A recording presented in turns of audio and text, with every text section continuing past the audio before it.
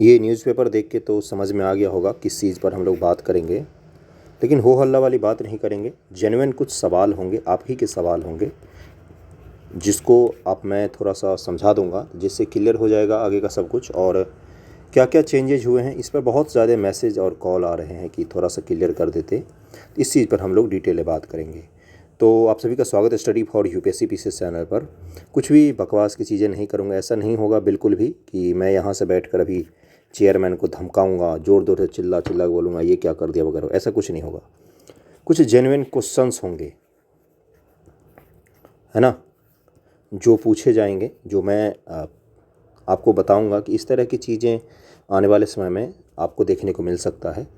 और जो चेंज किया गया है उस पर थोड़ा सा हम लोग बात कर लेते हैं। सबसे पहले जो आपके काम का है, जो काम का नहीं है। एक और चीज़ चल रहा है कि एनसीईआरटी से एनसीईआरटी, इससे मुग़ल इनका जो चैप्टर था उसको हटाया गया 12th के चैप्टर से। तो इसको लेकर भी मैसेज कर रहे थे कि क्या ये हमारे काम का है या नहीं। बीपीएससी, यूपीएससी या कोई भी कंपटीशन एग्ज़ाम जो होता है वो अलग होता है, उसका सिलेबस एनसीईआरटी नहीं होता है। जो एनसीईआरटी होता है ये स्कूल एग्जामिनेशन के लिए होता है, 12th के एग्जामिनेशन के लिए होता है, 10th के एग्जामिनेशन, स्कूल के जो एग्जामिनेशन होते हैं स्कूल का बुक होता है एनसीईआरटी। तो एनसीईआरटी में अगर कोई चेंज किया गया है तो उसका अगर आप सोचेंगे कि आपके बीपीएससी और यूपीएससी के सवालों पर कुछ परिवर्तन दिखेगा, तो ऐसा बिल्कुल भी नहीं होगा। एनसीईआरटी का चेंज का स्कूल के सवालों पर परिवर्तन दिखेगा। हाँ, उस चेंज का अगर पॉजिटिव या नेगेटिव क्या है अगर उसको देखें हम लोग। भरपूर आप नफ़रत कीजिए मुग़लों से, मुझे कोई आपत्ति नहीं। आप मुग़लों को बहुत अच्छा मानिए, मुझे कोई आपत्ति नहीं। जो करना है कीजिए। ये आप ही के भविष्य का सवाल है कि अगर आप 12th में कोई चीज़ नहीं पढ़ रहे हैं, 12th से अगर किसी चीज़ को हटाया गया है तो क्या वो यूपीएससी और पीसीएस के सिलेबस से हटाया गया है? नहीं। तो जिस चीज़ को आपने 12th में नहीं पढ़ा वो चीज़ अगर यूपीएससी और पीसीएस के सिलेबस में है तो आपके लिए तो वो चीज़ अनजान होगा। फिर आप उसको पढ़ने के लिए कहाँ पर भागेंगे? किसी रेफरेंस बुक का सहारा लेंगे या किसी और बुक का सहारा लेंगे। कल को यूपीएससी मुग़ल से कोई सवाल पूछती है, वो अगर बोलेगा कि हम सिर्फ एनसीईआरटी के तथ्यों को सही मानेंगे, तो आप कहाँ से एनसीईआरटी ढूंढ के लाएंगे नए वाले? सवाल तो पूछेगी ही यूपीएससी, क्योंकि यूपीएससी ने तो सिलेबस से नहीं हटाया है। और एनसीईआरटी कोई इतिहासकार नहीं है, इतिहास एनसीईआरटी के बाहर भी लिखे जाते हैं। तो इसका दिक्कत आने वाले समय में बच्चों को करना पड़ेगा, क्योंकि स्टेट पीसीएस और यूपीएससी के सिलेबस से मुग़ल को नहीं हटाया गया है। तो जो लोग इसकी आने वाले समय में तैयारी करेंगे उनको रिसोर्स ढूंढना पड़ेगा कि हाँ कहाँ से पढ़ें कहाँ से नहीं पढ़ें। आपका स्कूल एग्जामिनेशन में राजनीति हो सकती है, यूपीएससी तो नहीं मानेगा ना। आपकी विचारधारा क्या है, आपकी किसको पसंद करते हो, किसको नापसंद करते हो, वो तो सवाल पूछेगा ही। तो ये सरकार धर्म के नाम पर कुछ भी करती है और आप देखते रहते हैं, उसी का परिणाम है। खैर, मैं जो भी कर रहे हैं, सही कर रहे हैं गलत कर रहे हैं, मैं जज नहीं हूँ। मैं बस आपको बता रहा हूँ कि एनसीईआरटी के चेंज से हमें कोई फ़र्क नहीं पड़ना चाहिए, क्योंकि हमारे सवाल तो वही रहेंगे। यूपीएससी का ऑप्शनल हो, वहाँ भी आपसे लिखित सवाल पूछे ही जाएंगे मुग़ल से रिलेटेड। बीपीएससी हो, उसमें ऑप्शनल में ऑब्जेक्टिव पूछा ही जाएगा, पीटी में पूछा ही जाएगा, मेंस में पूछा ही जाएगा, नेट जेआरएफ में पूछा ही जाएगा। वहाँ कोई परिवर्तन नहीं आने वाला। हाँ, परिवर्तन ये ज़रूर आएगा कि जिस चीज़ को आपने नहीं पढ़ा 12th में वो चीज़ आपको अलग से पढ़ना पड़ेगा। ओके, दूसरा चीज़ चलते हैं कि जो उन्होंने बात किया है 30% और 80% वाला है। ये अच्छा किया है, उन्होंने बोला है कि इंटरव्यू में अगर किसी को, जैसे मान लीजिए 100 नंबर का इंटरव्यू हुआ, तो उसमें 80+ अगर आप नंबर देते हैं तो इसका जवाब भी देगा आयोग को जवाब देगा बोर्ड, इंटरव्यू बोर्ड। और 30 नंबर से कम देते हैं तो इसका भी जवाब देगा। तो ये हमारे काम की चीज़ नहीं है। दूसरा उन्होंने बोला है कि पीटी कॉमन होंगे या मेंस का कट ऑफ अलग होगा। बहुत सारे एग्ज़ाम है यहाँ पर, अगर आप ध्यान से देखेंगे तो क्या सब लिखा हुआ है, इससे आपको पूरा क्लियर हो जाएगा कि बीपीएससी एक समान परीक्षा के लिए अब अलग अलग नहीं होगा, बल्कि साल में संयुक्त रूप से एक ही परीक्षा लिया जाएगा। ये चीज़ अच्छा ही है। अगर आप सीडीपीओ का अलग एग्ज़ाम देते थे, एओ का अलग एग्ज़ाम देते थे, इन सब को मिला के उन्होंने एक कर दिया है। जिसमें देखो क्या लिखा है कि प्रारंभिक परीक्षा लेगा, यानी परीक्षा जैसे पीटी, मेंस और इंटरव्यू होते हैं, जैसे बीपीएससी, सीडीपीओ, सहायक अभियोजक अधिकारी, एपीपी, इसके लिए एक ही प्रारंभिक परीक्षा पीटी होगी। हालांकि हर परीक्षा में मेंस के लिए कट ऑफ अलग अलग होगा। इसकी शुरुआत 30 सितंबर को निर्धारित 69 बीपीएससी संयुक्त परीक्षा से होगा और इससे ऐसे सभी परीक्षा का अभ्यर्थी शामिल होंगे 69 बीपीएससी संयुक्त के लिए रिक्ति जुलाई तक आने की संभावना है। तो जुलाई तक आपका नोटिफिकेशन आएगा, एक तो ये क्लियर हो गया। और जो CDPO है जिसका बहुत सारे बच्चे एग्ज़ाम देते फिर उसका इंटरव्यू वगैरह देते हैं, BPSC है, इन सब का आपका PT कंबाइंड होगा और PT का कट ऑफ भी कंबाइंड ही जारी किया जाएगा। मेंस का जो कट ऑफ होगा वो अलग अलग होगा, कट ऑफ सबका अलग अलग होगा। और यहाँ पर देखिए क्या लिखा हुआ है कि मेंस के लिए सबका कट ऑफ अलग अलग होगा। खैर जो भी है, और भी ज़्यादा क्लियरिटी कब तक आ जाएगी जब नोटिफिकेशन आता है। तो PT का सिलेबस, PT का कट ऑफ अलग अलग जारी किया जाएगा या PT के बाद जो मेंस लेगा। मेंस से पहले मेरे हिसाब से उम्मीद है कि BPSC का जैसे इन सब का संयुक्त होगा ना, उसमें वो क्या करेंगे, जैसे UPSC में भी होता है फॉरेस्ट सर्विस होता है, साथ में ही PT होता है, लेकिन इसके कट ऑफ अलग जारी होते हैं PT एग्ज़ाम में। और सिविल सर्विसेज का कट ऑफ अलग होता है जो IAS IPS होता है, और फॉरेस्ट सर्विस का थोड़ा सा कट ऑफ अलग होता है। तो मुझे लग रहा है कि मेंस से पहले ही ये लोग अलग अलग कट ऑफ जारी करेंगे सभी का। हमारे काम का मुख्य चीज़ ये नहीं है, ये तो खैर चलो संयुक्त परीक्षा हो गया, जो भी होगा देखा जाएगा, ये तो अपने काम का नहीं है। अपने काम का है ये चीज़। और उसके बाद मेरे कुछ सवाल होंगे सिलेबस से संबंधित। ध्यानपूर्वक देखिएगा वीडियो का अंत तक। कोई बकवास करने के लिए कभी भी मैं वीडियो नहीं बनाता हूँ इस चैनल पर। 5वें ऑप्शन पर 68 BPSC PT में सफल अभ्यर्थी से राय ली जाएगी। क्यों भाई, जो असफल हुए हैं 68 BPSC PT में, क्या उनकी राय मायने नहीं रखती चेयरमैन के लिए?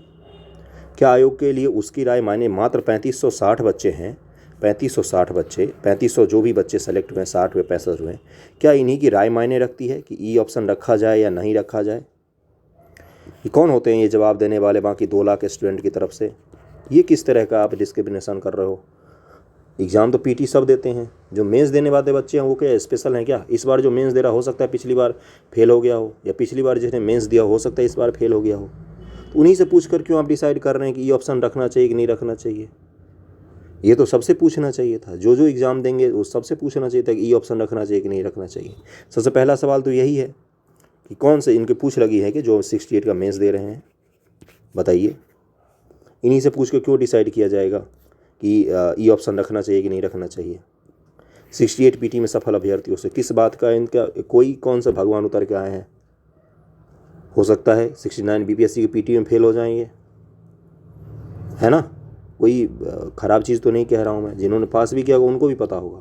तो सबसे पहली चीज़ तो यही गलत है आपका। राय सबसे लो, सबसे राय लो, फिर 3500 के आधार पर कैसे तय करोगे 2 लाख बच्चों का, है? दूसरा चीज़ ये है, एक तो मैंने ये बता दिया है, और दूसरा इन्होंने बोला है कि सिलेबस को लेकर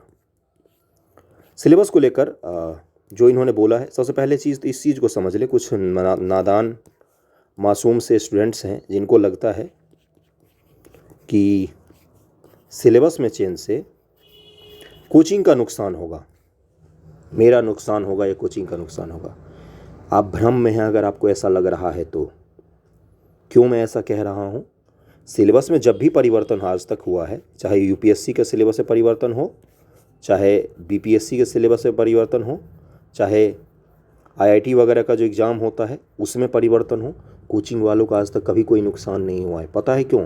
क्योंकि भारत में एकेडमिक जो है, जो 12th है, जो बैचलर डिग्री का एग्ज़ाम है, BA है, BSc है, BCom है, ये इतना कमज़ोर है कि बच्चे खुद से क्वालिफाई कंपटीशन कर ही नहीं पाते हैं। 100 में से 80 बच्चों का यही हाल रहता है, 80 से भी ज़्यादा। तो कल को अगर सिलेबस चेंज होता है, सिलेबस चेंज होना अच्छी बात होगी। लेकिन उन्होंने जो बात की है ना, अतुल प्रसाद जी, देखो बड़े बड़े चैनल हैं BPSC से संबंधित जिनका लाख लाख सब्सक्राइबर है, लेकिन किसी ने ढंग से समझा ही नहीं कि वो आदमी क्या बोल रहा है। वो बोल रहे हैं कि हम जॉब ओरिएंटेड सिलेबस लाएंगे। आपको पता भी है इसका मतलब क्या है? जॉब ओरिएंटेड सिलेबस आयोग को लाना चाहिए कि बिहार सरकार को लाना चाहिए?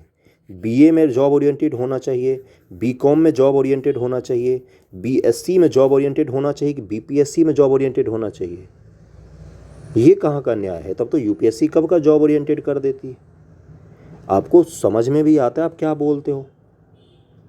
जॉब ओरिएंटेड सिलेबस बिहार सरकार को यूनिवर्सिटी, कॉलेज, इसके लेवल पर लागू करना है, ना कि BPSC के लेवल पर। यूनिवर्सिटी या कॉलेज के बाद बच्चों का जॉब नहीं लगता है, कोई ऑप्शन नहीं है उनके पास प्राइवेट जॉब करने का, स्किल नहीं है, तब जाके बीपीएससी देने आते हैं 80% बच्चे। 20% होते हैं जो स्वार्थ बिना उनको जॉब का टेंशन लिए बिना आते हैं। नहीं तो आधे से ज़्यादा जो भी सरकारी एग्ज़ाम देते हैं उसमें से 90% वही बच्चे होते हैं जिनको बस होता है कहीं भी नौकरी लग जाए। तो जॉब ओरिएंटेड करना है तो यूनिवर्सिटी या कॉलेज के एग्ज़ाम को कीजिए, ना कि बीपीएससी के एग्ज़ाम को। बीपीएससी के एग्ज़ाम को अगर आप जॉब ओरिएंटेड करेंगे, बीपीएससी के एग्ज़ाम को अगर आप जॉब ओरिएंटेड करेंगे तो जो ग्रामीण पृष्ठभूमि के बच्चे हैं जिन्होंने बीएससी बीकॉम किया साधारण कॉलेज से, 6-6 साल तो उनको बीएससी बीकॉम करने में बीए करने में लग जाते हैं, वो कहाँ जाएंगे? कोचिंग। सबके पास है पैसा। जो घर में रह के महिलाएं तैयारी कर रही हैं, पढ़ने की सोच रही हैं, क्या वो कर पाएंगे जॉब ओरिएंटेड सिलेबस में घर से बैठे बैठे सब कुछ? कोचिंग की तरफ भागेंगे तो कोचिंग बूम होगा इससे, ना कि कमज़ोर पड़ेगा, नए नए फैकल्टी आ जाएंगे। तो ये मुख्य सवाल होना चाहिए। जॉब ओरिएंटेड सिलेबस करना है तो आप एकेडमिक का कीजिए, कंपटीशन का जॉब ओरिएंटेड नहीं किया जाता है। बेवकूफ़ बना रहे हो आप लोगों को, बच्चों को। जॉब ओरिएंटेड हमेशा एकेडमिक का किया जाता है, बीए का किया जाएगा, बीकॉम का किया जाएगा, बीएससी का किया जाएगा। भारत सरकार ने नई शिक्षा नीति 2020 में इसी चीज़ को लागू किया है कि हमारा एकेडमिक जो होगा वो जॉब ओरिएंटेड होगा। एकेडमिक जॉब ओरिएंटेड होता है, कंपटीशन एग्जाम जॉब ओरिएंटेड नहीं होता है। यही वो सवाल है जो पूछने चाहिए, आयोग के चेयरमैन से, जो बड़े चैनल वाले हैं, जो स्टूडेंट्स हैं, आपको ईमेल करना चाहिए। जब भी आप किसी की आलोचना करते तो शब्दों को सही रखिए। कुछ लोगों ने पिछले बार बोला था, वीडियो मैंने डाला तो उसमें चेयरमैन पागल है, बेवकूफ़ है, ये सब ऐसे शब्दों में नहीं। तर्कों को इतना मजबूत कीजिए कि चेयरमैन के पास शब्द ना रहे आपके जवाब देने के लिए। जवाब दीजिए इसका, जॉब ओरिएंटेड किस लिए आपने बोला जॉब ओरिएंटेड?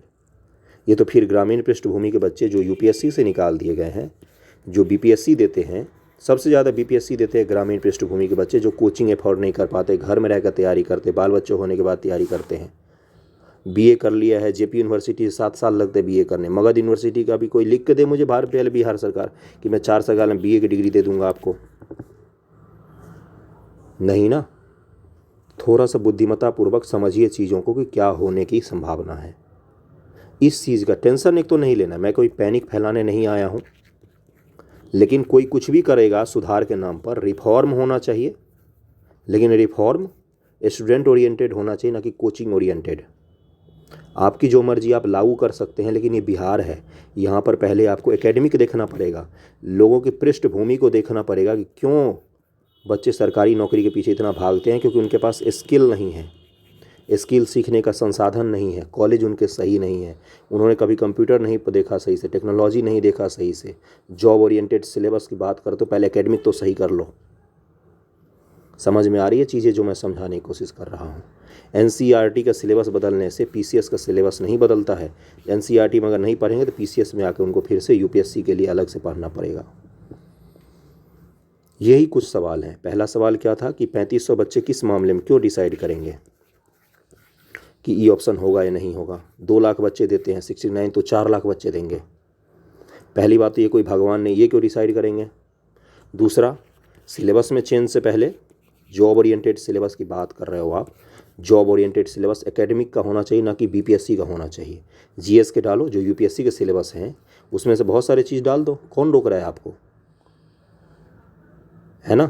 तो ये चीज़ होना चाहिए। ये कुछ सवाल हैं जो पूछना जेन्युइन होता है, ये जेन्युइन सवाल हैं, कोई हो हल्ला नहीं करना है, पागल बेवकूफ़ नहीं बोलना है चेयरमैन को। वाजिब तरीके से ये चीज़ पूछना चाहिए, इस चीज़ को लेकर बोलना चाहिए कि आप जो परिवर्तन कर रहे हैं, क्या उस परिवर्तन के लिए अपना बिहार राज्य तैयार है? बिहार के स्टूडेंट्स तैयार हैं? आपने उस स्टूडेंट को पहले पढ़ाया नहीं, अब आप उनको बोलोगे कि आपका सिलेबस चेंज कर दिया तो वो तो कोचिंग की तरफ भागेंगे। यही तो सच्चाई है ना। तो यही कुछ मुझे पूछना था और समझाना भी था थोड़ा सा, क्योंकि नहीं समझ पाते हैं स्टूडेंट्स, नहीं वो डिटेल में इतना समझते हैं, कोशिश ही नहीं करते हैं। उनको वही अभी गाना गा के मैं 2-4 चेयरमैन को भड़का दूंगा, गाली गलौज कर दूंगा तो उनको लगेगा वाह क्या बात किया, मोटिवेशनल लेक्चर। नहीं, पॉइंट्स में हमेशा आप एसडीएम बनने जा रहे हैं, डीवाईएसपी बनने जा रहे हैं, तो तर्कों के साथ बात करना सीखिए। किसी की बात आपको नहीं पसंद आएगी तो उसको तर्कों से आप खंडन करेंगे, ना कि उसको गाली देकर मुंह बंद करेंगे। ये तो फिर सड़क छाप की निशानी हो गई।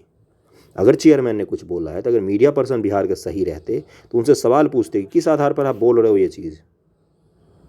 वो सवाल नहीं पूछ पाते क्योंकि उनको भी नहीं पता चलता, इतना एनालिसिस कर नहीं पाते हैं वो लोग, है ना। तो तर्कों से बात कीजिए, तर्कों पर फैक्ट डेटा के साथ। सवाल वाजिब होने चाहिए, उदंडता नहीं होनी चाहिए, और कभी भी शब्दों को ज़रूर सही रखिए किसी से भी सवाल करते समय। ओके, तो ये छोटा सा वीडियो था, आप लोगों को अवेयर करने के लिए ही था कि ऐसा ना हो कि आप देखते रह जाएं और फिर से बीपीएससी में भी वही चीज़ हो कि जिन्होंने बचपन से अच्छे स्कूल में पढ़ाई की है, जिन्होंने बचपन से अच्छे कॉलेज में पढ़ाई की है, बाहर रहकर पढ़ाई की है, बड़े बड़े स्कूल बड़े बड़े कॉलेज के बच्चे हैं, इंग्लिश मीडियम के स्कूलों से हमेशा पढ़ाई की है, और वो सारे सेलेक्ट होने लग जाएं। जैसे यूपीएससी में होता है कि पूरे 900 में से 10 बच्चे होते हैं हिंदी मीडियम के, है ना।